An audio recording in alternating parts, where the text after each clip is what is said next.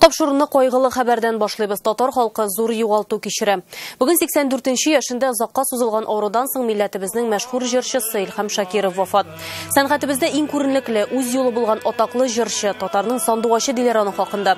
Гаять зур диапазонлы, киң колачлы бай репертуарга ия Илһам Шакиров 1935 елның 15 февралендә Сарман районының Яңа Бүләк авылында туа. Консерваториянең вокал факультетын тәмамлап, Дәүләт филармониясендә гомер буена солист булып эшли. Чын мәгънәсендә туган халкына хезмәт итә. Татарстанның һәм Россиянең халык артисты Габдулла Тукай исемендәге дәүләт бүләге иясе. Аның җырлары һәм моңлы тавышы халкыбыз күңеленә мәңгегә кереп калыр.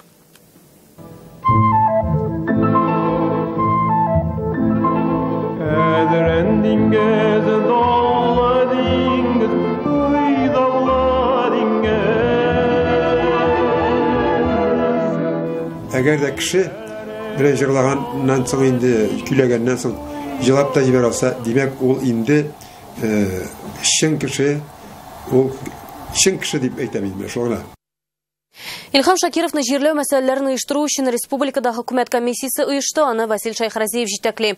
Илһам Шакиров белән хушлашу җомга көнне Казанның опера һәм балет театрында иртәнге 9-да башлана.